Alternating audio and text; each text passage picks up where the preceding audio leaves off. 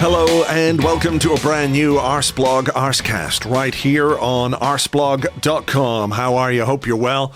Thank you very much indeed, as always, for being here. Today we are looking back on last night's 0-0 draw with Sporting. Not the greatest performance of the season by any means.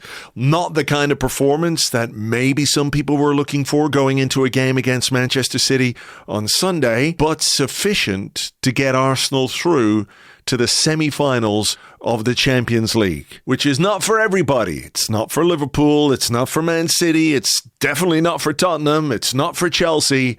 We're in esteemed company with Atletico Madrid, with PSG, with Bayern Munich, Real Madrid, Barcelona eliminated in the quarterfinals, but we are through. And for all our problems at this moment in time, I think we have to recognize that as obviously something to be celebrated. So look, there's a lot to get into, I think, despite the fact this was a 0-0 draw, coming off the back of last weekend's game against Bournemouth, how we responded to that, what we did on the pitch, perhaps more importantly, what we didn't do on the pitch, are things we can chat about this morning. There were some shortcomings in our game, obviously, but there were also some things that gave me, at least, some encouragement about what remains of this season, given how much there is at stake and how much we still have to achieve, potentially.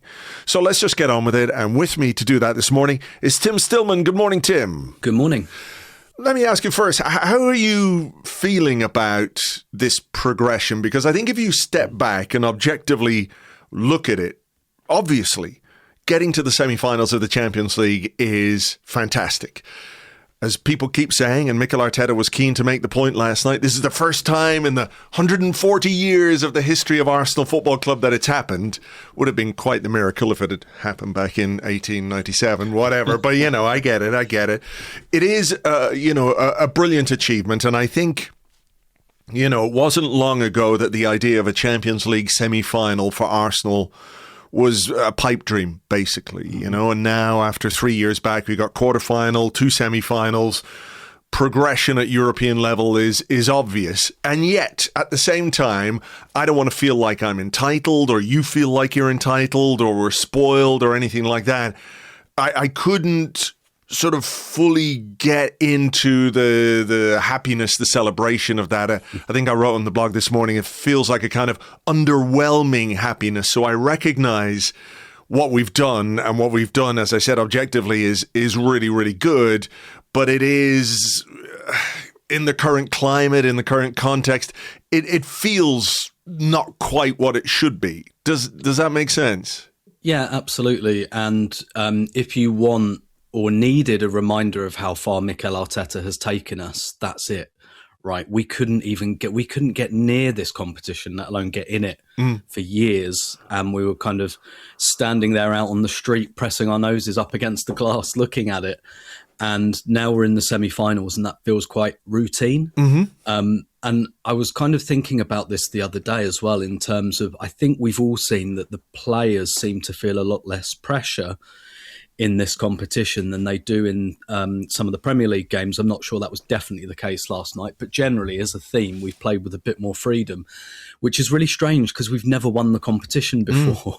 So it's almost counterintuitive to not feel or not look as though that the players feel that pressure, that the fans don't feel quite as fraught at these games either. And I'm not kind of fan blaming. I think it's quite understandable that we've all felt a little bit on edge in Premier League games, but then that seems to kind of go away for the Champions League games. And it's such a strange thing, understandable, I think, but strange that both fans and players seem to have had that serenity around this competition that we've never won before, that we've only been to one final. Like, there's a whole generation of Arsenal fans who haven't seen us in a final even, or win a European trophy of any kind of repute for over 30 years. So it tells you where everyone's head's at. That really everyone wants to win the league. But I just find it so remarkable that that this has almost felt almost a bit like progressing in the FA Cup or something, where it's like, oh, that's quite nice. I hope we win this, but we really, really want this. And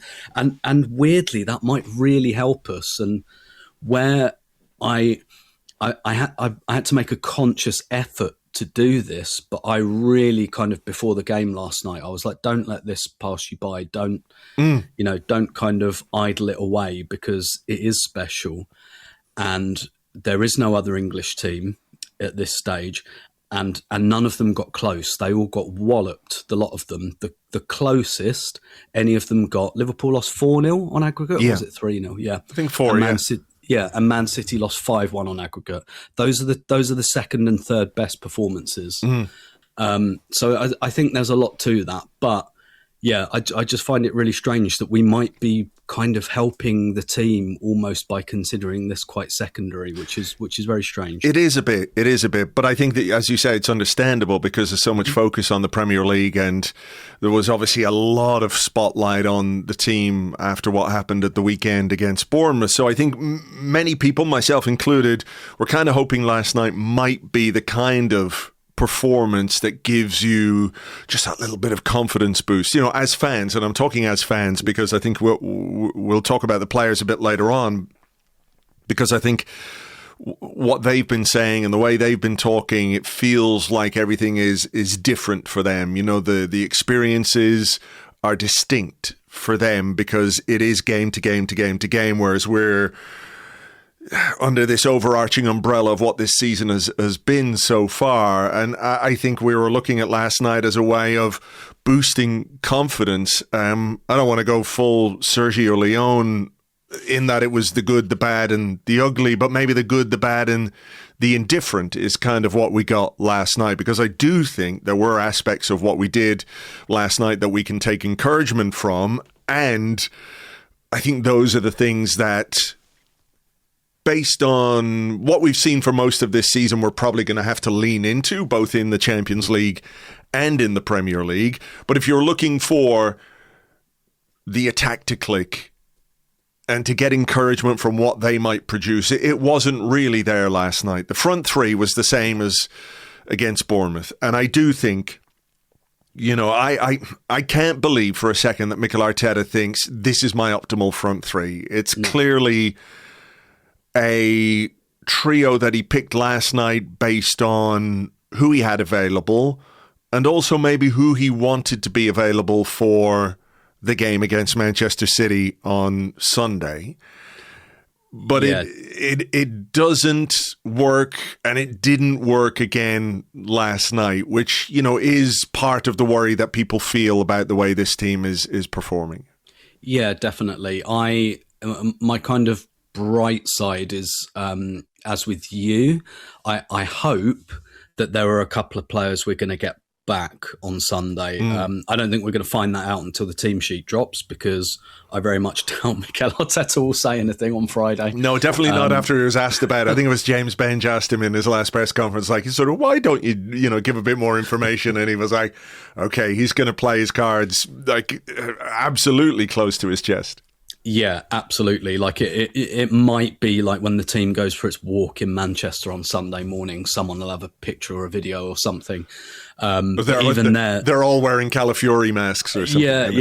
Even there, he might even plant a decoy anyway. I wouldn't put that past him whatsoever. So yeah, my hope is that, one or two of those players, particularly, I think that the profile of player we've been missing has been a real problem. Like the guys who keep the ball, basically, Saka, Ødegaard, and a fit Kai Havertz. I think really those three players have defined our attack for quite a while now, probably for the last 2 years or so. And we haven't even had one of them available, really, apart from maybe Kai Havertz, who doesn't look himself. So someone said to me the other day, it's 2024 since those three last started a game together. I could be wrong on that, but, that tells you something. Yeah, absolutely. So, that's kind of been one of the problems of the season, really, that the guys we bought for depth have become the main guys. And the profile of player we've been missing seems to be very, very similar. So I would really hope at least one of those players is going to be available. I do think Eze helped last night. I think that was at least having someone who's prepared to have a shot at goal from range and who's got that kind of that power in his shooting, and someone who can make the ball stick a little bit as well. I do think that helped quite a lot. But yeah, I think there were other choices that were made in the lineup, like the fact that Ben White didn't start and didn't come on. I think that tells you Jurrien Timber's not going to be fit for Sunday. I think that tells you quite plainly Ben White is going to be needed for Sunday, and we did everything possible to not play him so that he's ready for that. So I think we can read into that one a little bit. But yeah, I just... And I wonder as well with Saka's situation, you know, it sounds like they're managing something rather than it being like an out-and-out injury. And I wonder with Madueke going off, like I kind of wondered anyway whether Mikel Arteta might think, look, Bukayo, if we're going to play you for one game in this run-in, it's this one. And, you know, we don't want to risk your World Cup or anything like that. But, like, if you can play one game, we want you for this one. Yeah. And I wonder if the Madueke going off, it kind of looked like his knee again. So has he fully recovered from that injury? He got on international duty, I'm sure. Yeah. They'd have preferred to ease him in a bit more. But again, because other guys are injured, we keep having to put players in who are probably not quite fit and not at the level as well. So... you know, I'd really like to see Saka and Odegaard on the team sheet on Sunday, and if they're not, I think that's going to be a big problem, frankly. No, I agree with that. The one thing I would say, just circling back to something you mentioned there, is the idea that, you know, we're not going to jeopardize your World Cup, which, you know, I think we recognize is important for players, right? To represent your country at a World Cup is a huge thing.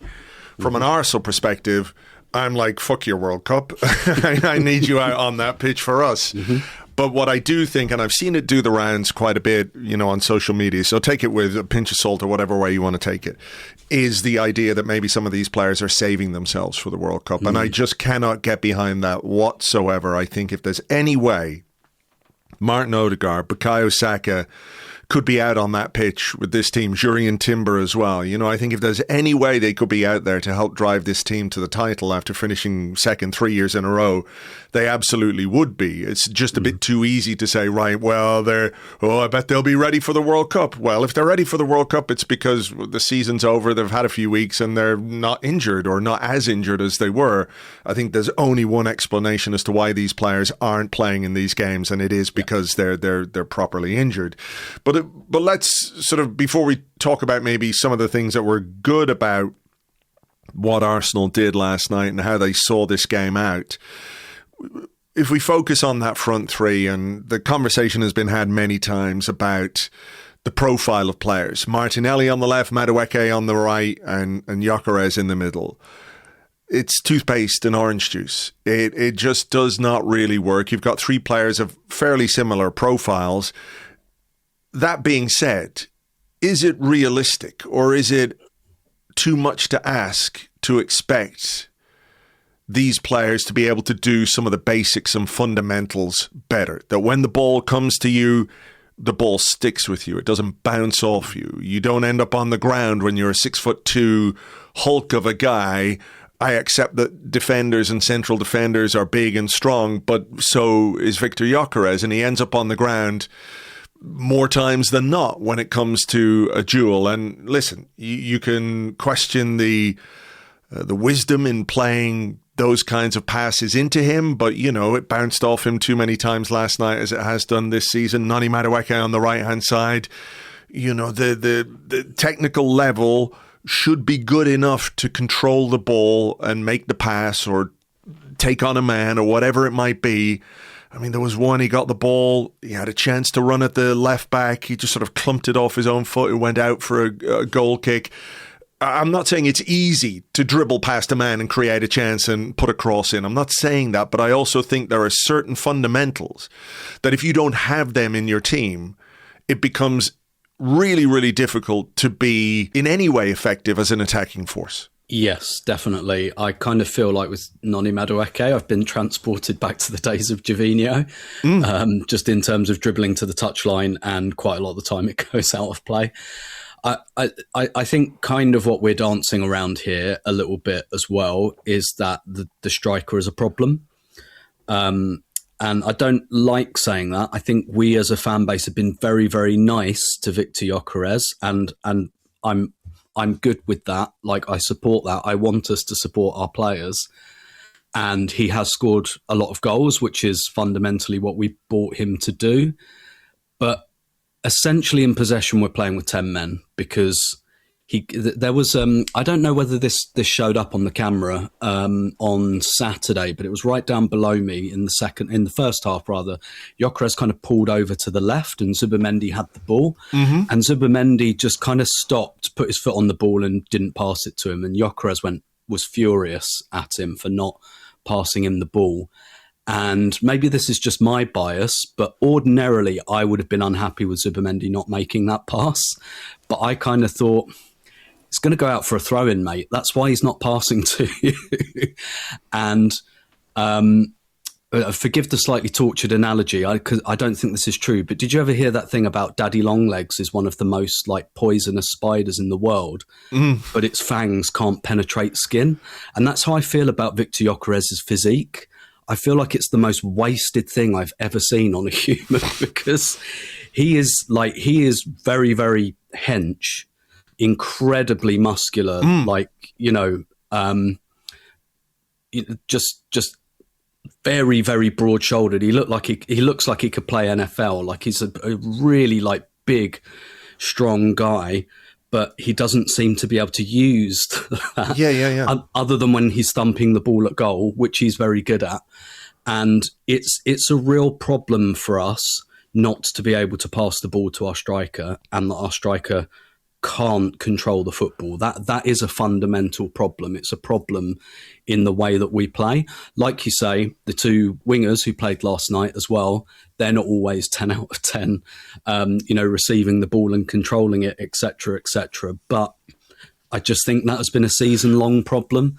And the fact that Kai Havertz and Gabriel Jesus just haven't been fit enough to really play, which means Gyökeres does have to play all the time, which is another part of the reason I think we've kind of gone easy on him, because we know we need him. We know he has to start most of the games. We can't, you put Kai Havertz in for 3 full 90 minutes or whatever, and he's probably going to get injured again, or we're not seeing the kind of, should we say, the full fat Kai Havertz this season anyway. So a lot of our issues in attack, I think a lot of it is about maybe sometimes having too many options, too much rotation, not enough chemistry, but a lot of it's just about fitness and not having our main guys, and then having to play guys who were either intended to be backups. Like, even with the money we spent on Madueke, I'm sure we didn't expect him to play this much. And, guys who perhaps we would really like to have been coming off the bench quite a lot, having to start, having to back up games. Like we say, like Madueke, probably not entirely fit. The fact that he's gone off in this game, but we have to play him. So there's kind of a lot of making do and mending in the forward line. But I do think having a striker that can't control the football is a fundamental problem. And I think it reminds me of when we signed Lacazette, when just so many summers had passed waiting for a unicorn to fall out of the sky in terms of a centre forward. And I understand why Arsenal pressed the button, because we just couldn't go another summer without buying a striker. I'm pretty sure we could have got Gyökeres a year earlier if we really wanted to. And so it's one of those, do you stick or twist? Because frankly, I don't think he's very good. But should we have done nothing again? I don't think that would have made any of us happy, particularly, as we say, without Jesus or Havertz or even Marino. Like, what the hell would we have done? So it's a bit... Sure. We can complain about him, and I complain about him, and every time he plays, my Arsenal WhatsApps are full of pictures of wardrobes and stuff, but ultimately we kind of need him. We're kind of stuck with him. So I mean, we do need him, and we have needed him, and he has scored more goals than anybody else this season. And I think, your point about Havertz and Jesus is spot on, in that, like, we've needed them. They haven't been available, but also when they have been available, they haven't been brilliant either. Like, none of them have sort of made you think, all right, you've got to start the next game. So I think that is a fundamental issue. I agree, by the way. I think it is a fundamental problem. I remember in Lisbon last week, there was a moment in the second half when Arsenal were playing towards us and William Saliba had the ball in their half and Gyökeres was sort of standing with his back to the defender doing the, come on, give me the ball, and Saliba just didn't and wouldn't. Mm-hmm. And you can see that, and I think that is an issue. It is an issue, for his goal-scoring prowess. You give him, generally speaking, if you give him the opportunity to score a goal, he'll have a good go at it. And we would be, a bit lost without the goals that he has scored.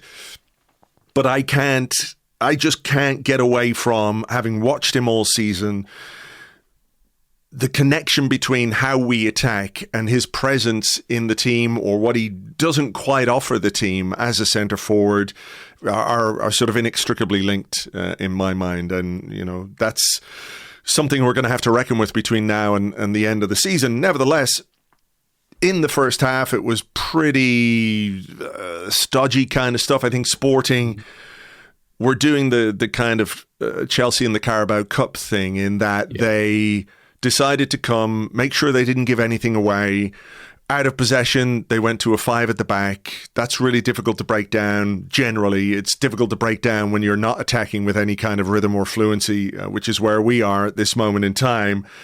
And I think probably 0-0 at halftime was not at all unexpected. Nevertheless, there were a couple of scary moments towards the end of the first half. David Raya, I don't know what happened there. He gave the ball away and we got away with one. And then not long after that, they had a shot which came off the outside of the post. So a couple of scary little moments, but probably linked to that Raya moment, which gave us the jitters a little bit just before halftime.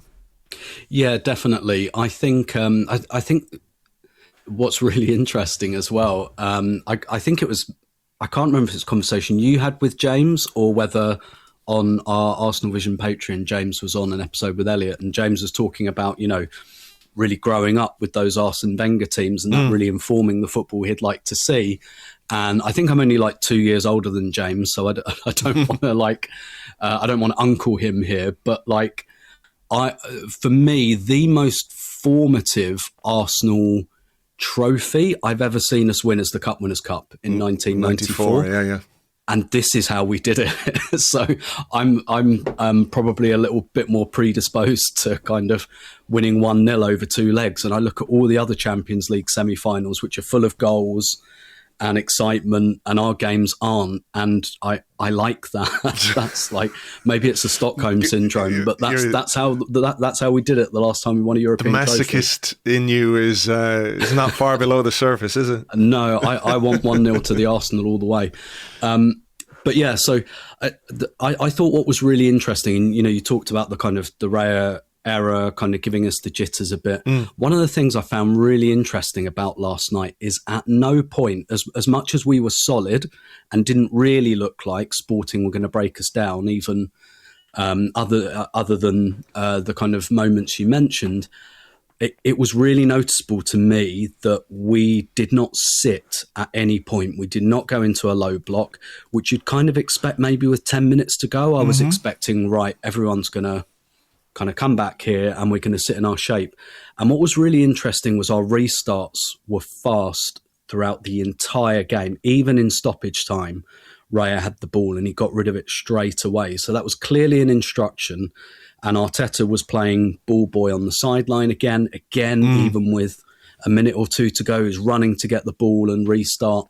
So I think, and I'd be interested to know whether that was a tactic tailored to the game last night, or whether there's something in there that Arteta's kind of thinking, right, we've got to move the ball quicker, we've got to restart quicker. Response to Bournemouth, for example. Yeah, and actually this is a longer term thing that we've got to get that urgency back into our game. And I think that's probably where that Raya mistake came from, was kind of, there was clearly an instruction, like, don't sit on the ball, don't put your studs on the ball for 45 seconds again. Yeah. Don't take a minute over throw-ins. Maybe that's part of why Ben White wasn't selected as well. Well, yeah, you know what? It's funny because the other day we had a question on the Arsecast Extra about throw-ins, which we didn't get around to. But I had a look at the opening stage of the Bournemouth game, the opening stages of the Bournemouth game, and we had about 5 or 6 throw-ins on both sides. The first throw-in we got in that game came about a minute in. Ben White got the ball. He didn't have it in his hands for more than a second, and he threw it like really quickly down the line for Victor Gyökeres, who ran onto it and ran the ball out of play for a goal kick to Bournemouth. And he, that was quick, and I'm pretty sure that was instruction. But as time went on, Miles Lewis-Skelly took 20 seconds, came over the other side. There was another one, 20 seconds, 25 seconds for Ben White. The longer the game went on, the longer it took us to take those throw-ins. So, there is something there in that, like, we can do it if we put our minds to it. If the movement is right, if the opportunity is right, we can do it. I think another interesting aspect of last night was we started with real energy and real intent. I can criticize and be concerned about the fundamentals and the technical level of our front three, but I will not have anything negative to say about the work rate and the endeavour. I think every Arsenal player on the pitch last night really worked very, very hard. Your mileage might vary on how much that matters to you, but I think in the early stages of this game, what was interesting was how snappy we were. We were closing them down. We were cutting off the passing lanes. And I don't know when it happened, but I remember thinking about 6 or 7 minutes in, we have not gone back to David Raya once with the ball at our feet. Our centre halves played it to each other, and they would play it wide. Not once did they look back. And that felt to me like, right, they've recognised that if you do that in the opening stages of this game, people are going to go, in the crowd, it'll be involuntary. But after seeing David Raya be the second highest passer in the game against Bournemouth, receiving 38 passes in the entire game and attempting 50 overall, that they said, if we want to try and build some momentum, or at least make sure the crowd and the anxiety aren't informed by what we do on the pitch, we have to sort of keep looking forward rather than take that safety first approach. So there was something about the way that we set up for this game, and obviously the discussions they had, that were trying to correct some of the things that were not right against Bournemouth. Yeah, absolutely. And I think there's been, in the conversation about Arsenal's style, which has been long and ongoing for certainly the whole season, I've always felt there's a delta between, like, what does Arteta actually want and what are we actually doing? And I don't think for a lot of, particularly the second half of the season, that he really wants to play like that. I don't think they were told to go back to David Raya at every opportunity on Saturday. I don't believe that was part of the game plan. I think that's something that happened probably a little bit because of nerves, and also because Bournemouth set up very well. And ultimately as well, I think your style is defined by your talent. And if I was to name the players in the Arsenal team that I think are world class, like top 3 in their positions in the world, they're all behind the ball. Yeah. It's the goalkeeper, it's the 2 centre-halves, it's Declan Rice. Saka when he's fit, he's really the only one that enters that conversation. So I do think that, there's a lot about Arteta's so cautious and all of this, and I don't actually think he is. I think you can ask questions about, is our style of play so physically demanding? And by April, it's very difficult to retain that intensity and the amount of work he asks for, particularly out of possession. Is that sustainable over a 10-month season? I think those are reasonable questions. Yeah. I don't believe that he's saying, move the ball really slowly from side to side, give it back to David Raya. I don't think I agree with that. I agree with his that. Instruction at all. And I think we really saw that last night. And I think I said this on Arsenal Vision after the game against Bournemouth on Saturday. If that game has one use for the analysts and for the coach, it's a fantastic manual of what not to do. Ever again. There must have been so many clips from that game that the analysts clipped up and they're like, see that? Don't do that. And see this 2 minutes later, don't do that. Yeah. In fact, do the exact opposite of that. So if that Bournemouth game gives us anything this season, it's a don't ever do any of this again, because that's rubbish and terrible and you'll lose. And I do think we saw that last night. And that's why I always kind of back Arteta to fix those issues, which is kind of why I was surprised by the Carabao Cup final, actually, because I was a bit like, we're usually quite good at solving these problems in game, and we didn't have any solutions to what they did. Because usually I'm quite comfortable with the idea that, you know, Arteta will, you know, Clockwork Orange style, they'll all be sitting in there. There's a little like cinema room at Colney.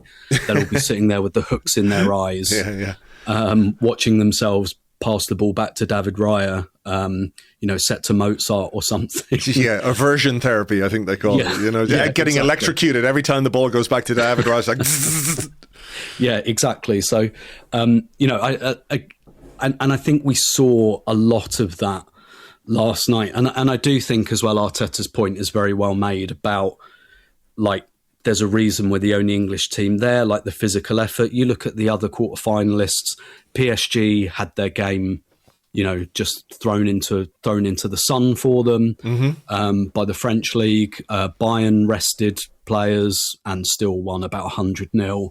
Atleti rested their entire team. Yeah. Like, really, of the semi-finalists, it's only us that had to go full tilt, you know, at home to Bournemouth, which a few years ago you might have looked at as a bit of a home banker, but there are very, very few of those kind of games around in the Premier League now. So I do think Arteta's point is well made there, like that you look in the league phase and all the English teams kind of swim through it.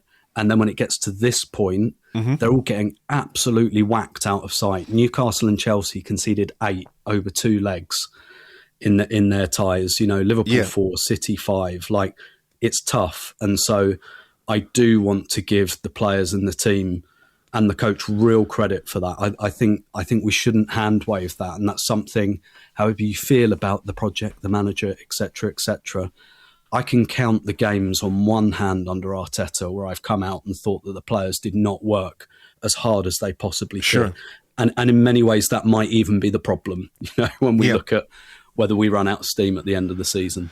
He made a change pretty quickly in the second half. Victor Gyökeres, who had misplaced a pass to Madueke, again, that sort of lack of combination between the two of them. You know, it's a bad pass. It ended up at the left back. Maybe it's not a great run from Madueke. Either way, it's not great from either of them. He put Kai Havertz on, and I think it was better. I mean, it wasn't like it was brilliant, but I think it was better. I was sort of looking at the stats.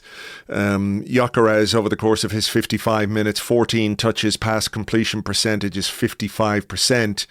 Havertz, in his 40 minutes or whatever it was, 21 touches of the ball, pass completion 94%. So it just gives you slightly more stickability up front, if that's the way of putting it. There was one where Eze had a shot over the bar, and it was like a sort of light bulb went off. David Raya just lumped the ball forward. Kai Havertz won a header on the edge of their box, knocked it down. Eze shot over, and you're like, I mean, stuff like that, you're not going to win it all the time, but it gives you the opportunity to have a goal. So it did make a bit of a difference from how I think we played the rest of this game. Dauman came on for Madueke, who, listen, I don't think he had a good game at all. I just hope the injury isn't bad, because, you know, we're missing Saka, we're missing too many players. We just need as many hands on deck. Dauman came on. The expectation levels around him, I think, are probably a bit too high generally, but I understand it, because you're looking for the fresh young hope to bring you something. But then what I think is most interesting about this game from an Arsenal perspective, you know, if we look at what we didn't do from an attacking perspective, I think how we then saw out the game, if that's the right way to put it. We didn't need to score. It would have been nice to score. I would have felt a lot better if we got a goal. But we didn't need to score. Sporting needed to score. They had one shot on target the whole game, which is the same as ours. And our shot on target was basically a Zubimendi header at the back post, which was easy for the goalkeeper. So, you know, we didn't really threaten them either. But you talk about where we are elite, or you talk about where we are at the top level. And I think that is defensively. Sometimes I think we not take for granted, but we sort of forget how good and consistent Saliba and Gabriel are together. I thought they were outstanding in this game. Luis Suarez, who's sort of done a Gyökeres for Sporting, right? He's come in and just sort of banged in a load of goals. Didn't have a sniff. They could have played 2 Luis Suarez's. Even the bitey one they could have played, and they would have been good. And Capier was really good. Declan Rice, who yesterday was too ill to train, put in a really assured performance, I think, on the ball. Nobody made more passes. I think he passed it at 97.5% completion, which is kind of what you need in games like this. And I thought Martin Zubimendi, after a difficult couple of weeks for him, one man of the match. I thought this was a good game from him where he was, snappy in the tackle, defensively read the game very well. He was obviously culpable for that goal against Bournemouth where Alex Scott ran off the back of him. His defensive awareness, he was switched on defensively last night, but also got forward really well. I think maybe, and I don't have the stats because we don't have those available to us, but it felt to me like he had more touches in the opposition box than any of our attacking players last night because of the runs he was making. There was one where Eze found him with a really good pass, and he tried a near post pass to Gyökeres, who got blocked out at the near post. But I thought those elements, that sort of foundation to the final stages of the game was really, really important. And it wasn't just about, right, let's, as you say, sit in a low block and defend. We had 62% possession in the last 15, 20 minutes of this game. So we played a lot of that game in the opposition half. And if, I don't think we're going to become a brilliant goal-scoring team. I think we can do better. I think we obviously need to do better, and we can improve to some extent from an attacking perspective. But I think what pleased me last night was the way that we controlled that last part of the game. Not quite 300,000 passes, but in that ballpark of what Arteta talks about as making life really difficult for the opposition. Yeah, and I revisit that quote a lot, kind of wrote about it last week. But actually, I think, and it's quoted quite widely, after that Watford game a few years ago. But actually, myself and others are guilty of not completing the quote, which is 300,000 passes in the opposition's half. Yeah. So not sterile, kind of going backwards between the centre halves. And I thought what was really interesting was we kept trying to score as well. Like I don't feel like we were keeping the ball. I'm sure it was kind of defensive, if you want to call it that, and just say, well, actually, if they don't, the first leg, for example, that felt much more like we're just not giving you the ball, and we'll have it in our own half. Our centre halves will have it, but we're just not giving you the ball. Whereas this felt a bit more like we're going to have the ball in your final third.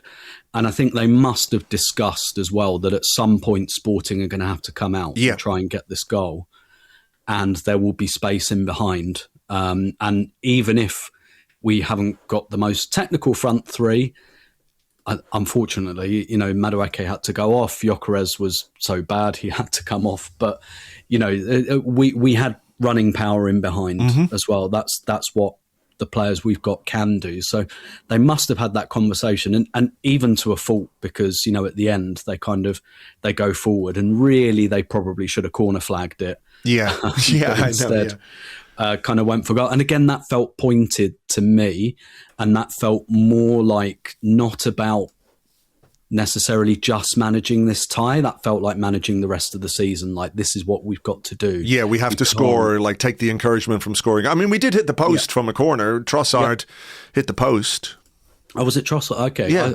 For some reason, I thought it was Zubimendi, but interesting as well, by the way, that when Dalman took the corner, because Madueke had gone off, we used to Saka, and I was thinking, these corners are much better when they go, when Saka gets them right to the back post, and Dalman won't be able to do that with his, his little child's legs.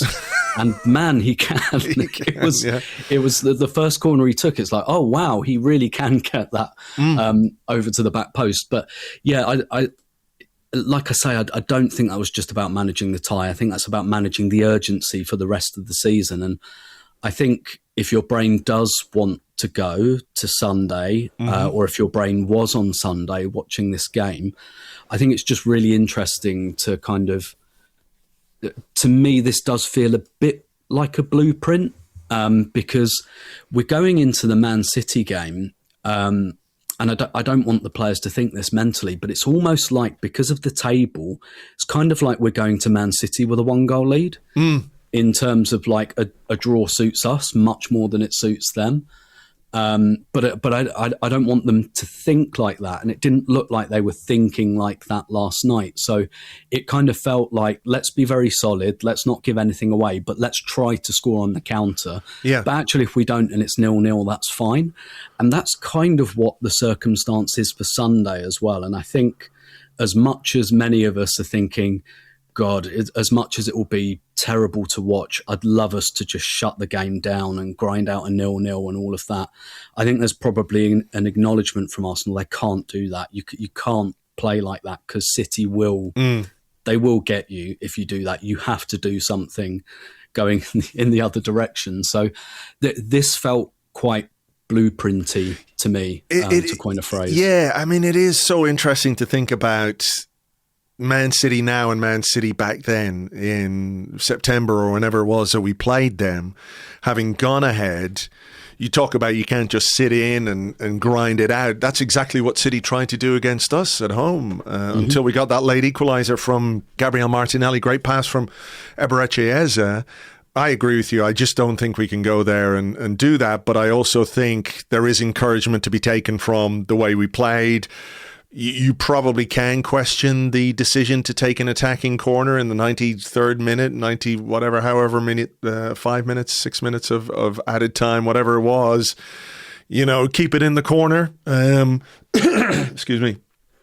Keep it in the corner and just sort of see out the time. Instead, we tried to score, as you said, and Sporting came up and had a shot which was like just wide, right in basically the last kick of the game, I think, you know?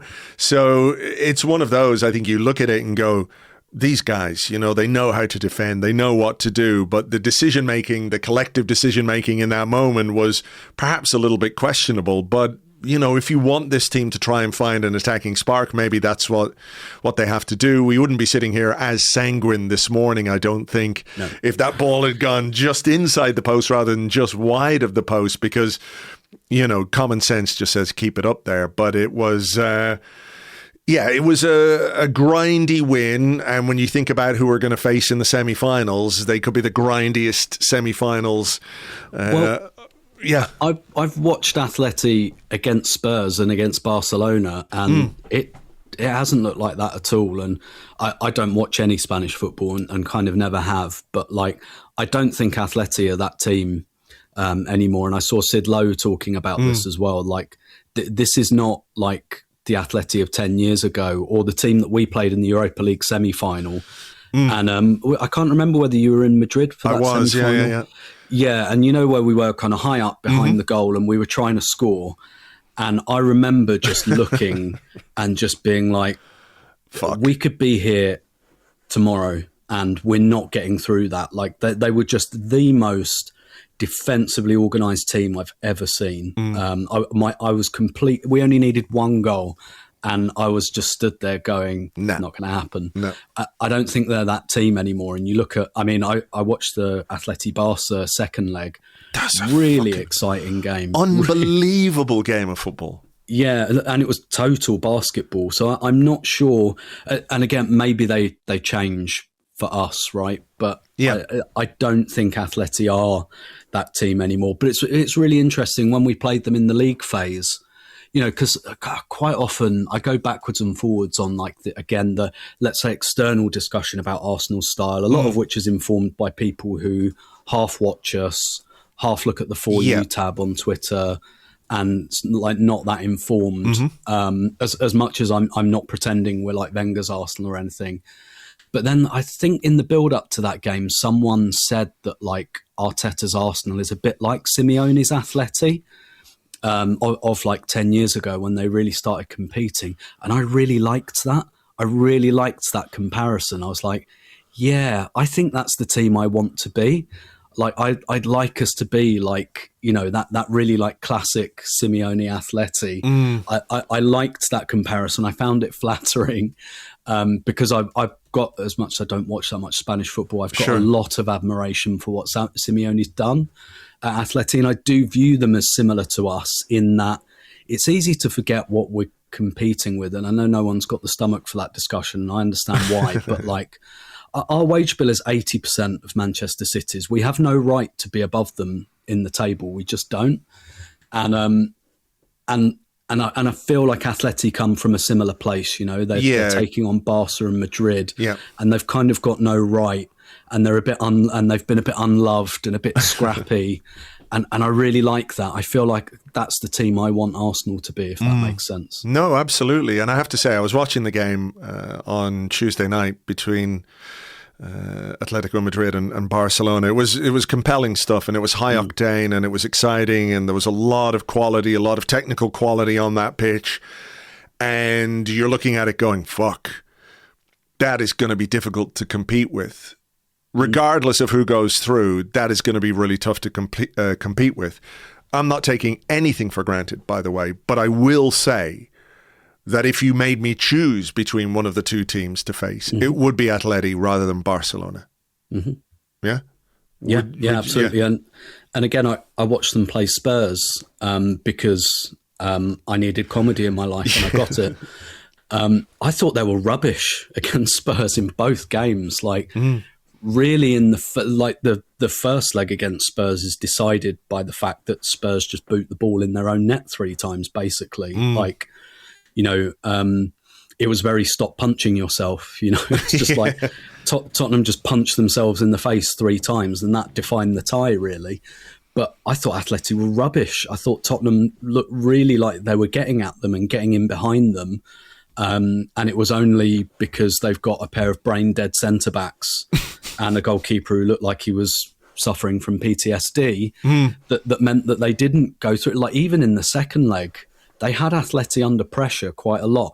What Atleti have, though, like, I think in Julian Alvarez, they've got a really good player. I really like that player. Yeah, me too. Antoine Griezmann, I think he's going to MLS next summer, so this is his kind of swan song. I think I saw someone on social media say, like, I didn't know he was still this good. Oh, he was like, some of the touches the other night against Barcelona were just unbelievable. Yeah, he's unbelievable. Like, we talk about stickability of the football. Like, when the ball comes to him, it doesn't bounce out for a throw. You know, You get that he keeps it in tight areas and does something with it. Yeah, absolutely. So and that gives them a lot of counter-attacking threat, and that really defined their second leg against Barca as well. Was it him that played that first-time pass? I think it was. Yeah, that led to the Lookman goal. I think it might have been. Yeah. And there was a lovely pass in behind. I forget who made it, but when Barca got their red card, lovely kind of outside of the foot kind of pass. So that they can pick through you for sure. I'd love to beat them 4-0 again. That would be very nice. That'd be very nice. Yeah, I might feel okay. I might feel okay about the second leg if we can beat them 4-0 away from home in Madrid. But yeah, exactly. I don't think we're that team at the moment. I don't think that's going to happen. And I think in a Champions League semi-final, they're generally really cagey anyway. But look, I'm really looking forward to it. I'm really looking forward to it because, like I said at the top, I don't want this to pass me by. I don't want to be blasé about this because when this manager took over, I didn't see a way back into this competition for a long time, to be honest. And we've gone in. This is only our 3rd season in it, I think. Yep. And we've just we've got straight to it. We don't look like we're plagued like, you know, the great Wenger teams who had that. But it doesn't really work in Europe, does it? Type thing. We don't have that at all, and I think we're going to win this competition under this manager if we stick with it. Whether it's this season or next or 2 seasons time or whatever, I just think what happens in this competition is you keep competing, you keep qualifying every year, you keep getting semi-finals, etc., and there's a year where it just drops for you.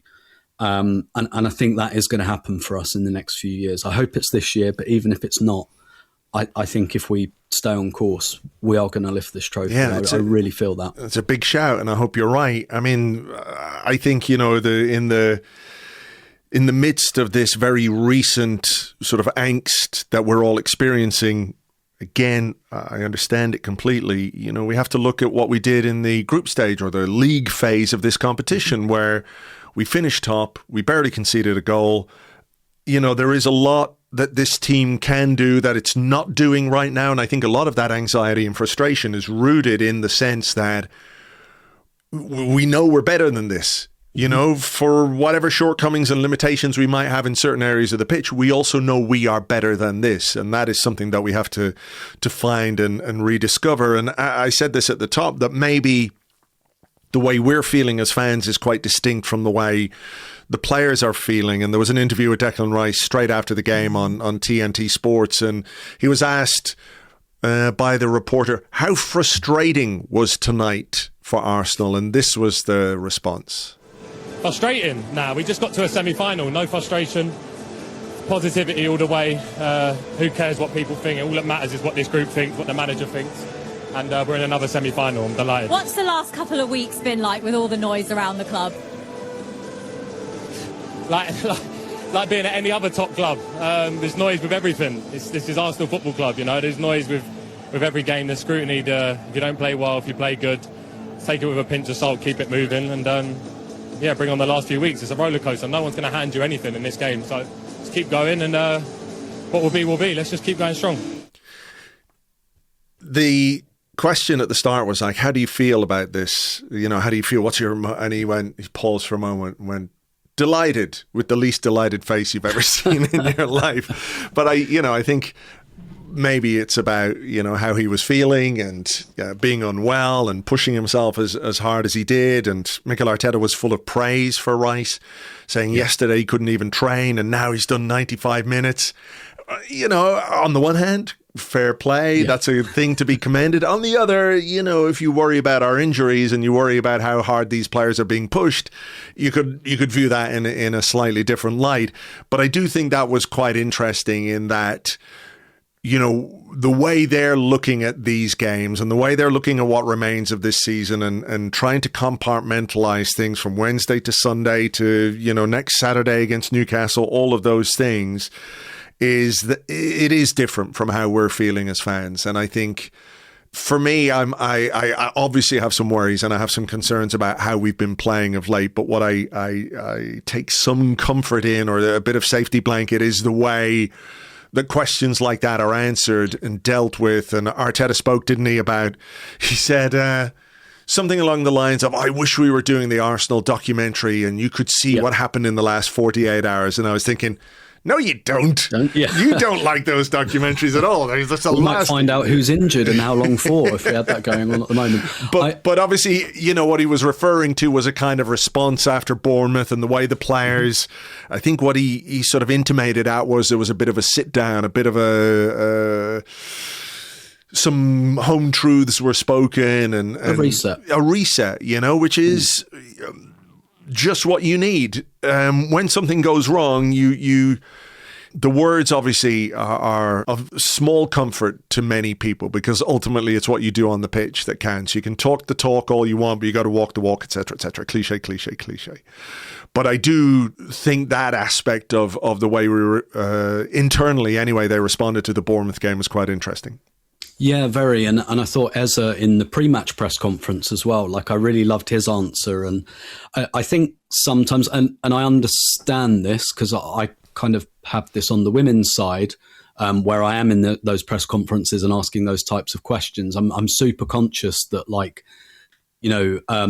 football media, etc., is so online and we're so informed by what happens online. And actually the players and the coach are not. In general, again, particularly on the women's side, Renee Slager's the most offline person I think I know. And so they're not, so, again, journalists in the room will be like, I've been on Twitter or whatever for a week, just looking at that. And this is all the stuff. And and the players are just like, I'm not whatever. I'm not of that world. And so I loved Ez's answer because he was asked about that, and he was asked about all the noise, and I believe Eza when he says this, and he just said, don't care. Yeah, I don't care what anyone thinks. Yeah, just don't care. And like Eza, he has the perfect like demeanor to deliver an answer like that as well, because you believe him when he says that. He's just like, don't care, not interested. And I think as much as obviously, like, because you can see that they're playing with pressure and all of that. So obviously, like, they are not completely immune to the external noise and stuff like that. But like what people are saying online, like I don't think they're that into it, you know. And I think we make that mistake sometimes of thinking they live in the same world that some of us do, and that they, you know, live relentlessly in the take economy. But it is interesting, isn't it, that the way that first question was framed to Declan Rice is how frustrating was tonight. And it's a bit like, no, not really, because surely you saw our game plan and you saw that we probably executed our game plan pretty well. And actually, as much as 1-0 is not comfortable, we kind of looked quite comfortable for most of the night. So, and I'm not suggesting that broadcaster was told to do that. I think that's a subconscious thing. I agree. Yeah. Arsenal bad at the moment. And so that's the way the questions are framed. And I just don't think that the players will be looking at it like that, even if they are probably feeling the pressure a little. One final thing. You mentioned Cup Winners' Cup in 1994 as a kind of formative experience for you, but I couldn't help this morning when I was just sort of thinking before we came on air or to record anyway. Do you see some parallels between this season and 2006? In the way that we're making progress through this competition at this stage, you know, a kind of tight quarter-final, Spanish team in the semi-final, the round of 16, you know, was it Juventus that year, the round of 16? Juventus in the quarter-final, yeah. You know, so it was I think the home game was first, wasn't it? We had 2-0 at home. 2-0. So we beat Bayer Leverkusen 2-0 at home, but we played that game obviously second. But Juventus was a 0-0 away from home. The Leverkusen game was a 1-1, obviously.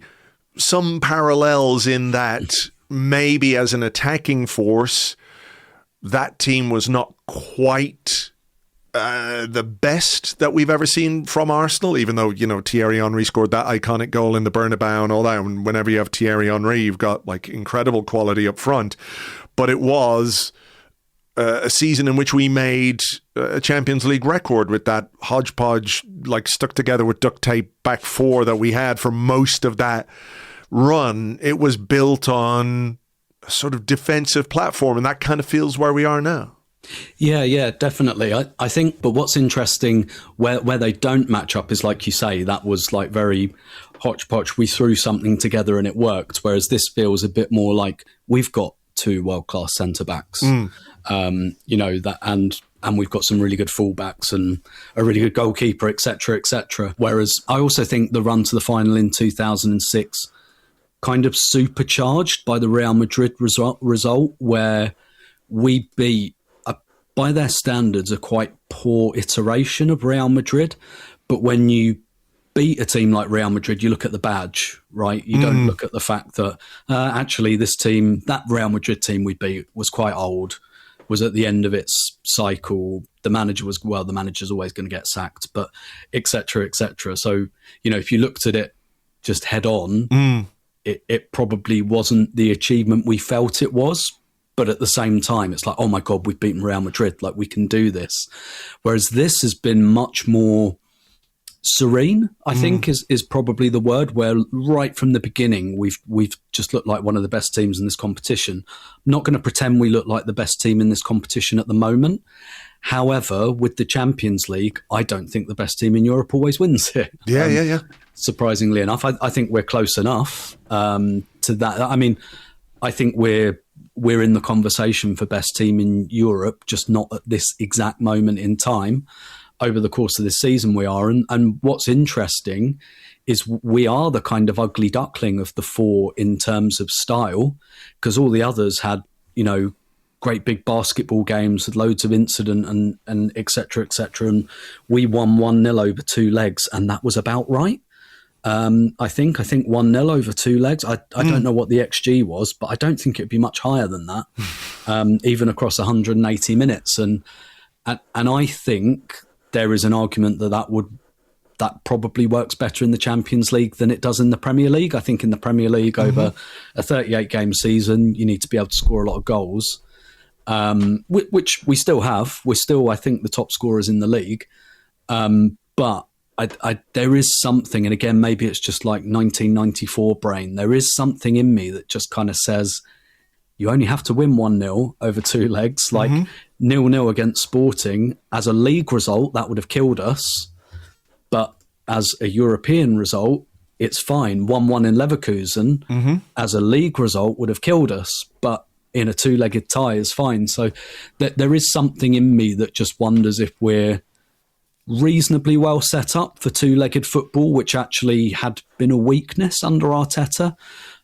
Maybe. So maybe there's, maybe that's something we've amended and we fixed. A little bit, but I do feel like sometimes those teams are the ones that do it, and the teams that have lots of brilliant attackers and lots of exciting football don't.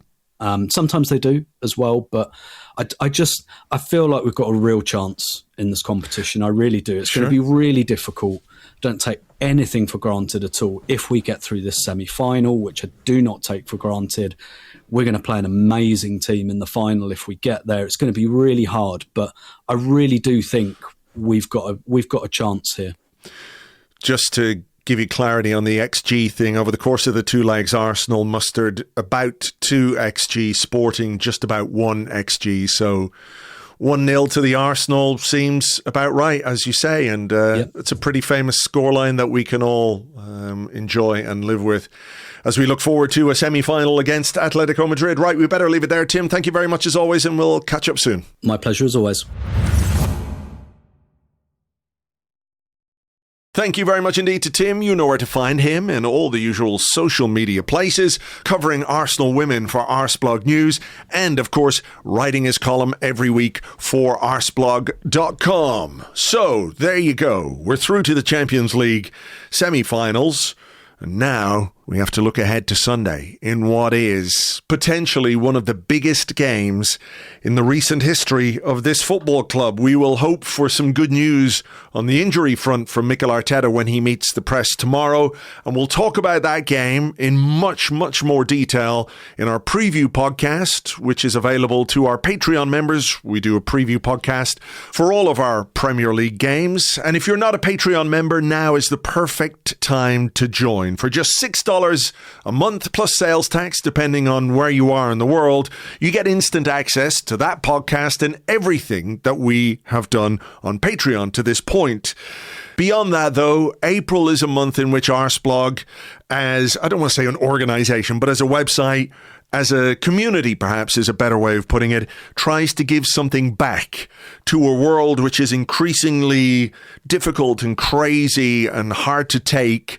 So my feeling is that if you are in a position to do even a small amount to try and make it a better place, then it's incumbent on you to do that. And for the last number of years, that's exactly what we've done. We have donated every single penny since 2022 that we make in the month of April. We've donated every penny of that and more to good causes. So if you want to get some of that Patreon content and know that your subscription, even if it's just for 1 month, is going to help people all around the world, then you can sign up at patreon.com/Arseblog. Come May, you can delete, you can cancel your subscription, but in April, you'll get that content and you'll be helping. Just a little bit, but a little bit goes a long way in this day and age. And don't forget as well that we are aligned with our friends at the Arsenal Vision podcast to raise funds for the Arsenal Foundation and for the incredible work that they do at the Zaatari refugee camp in Jordan. So you'll find a link to that fundraiser in the show notes. And you can sign up, as I said, for our Patreon at patreon.com/Arseblog. And we will, of course, go into that Manchester City game in some depth. It's just all-consuming, obviously, at this point. It's hard not to think of anything else and what the ramifications of a good result there might be. So please do join us for that. In the meantime, I just want to say thank you to all of you for being here, for listening, for subscribing, for downloading, for being part of this community. We all appreciate it a great deal. We're through to the semi-finals of the Champions League. We can take a breath before we go again. For now, take it easy, folks, and we will catch you on the next one. Until then, cheers. Bye-bye.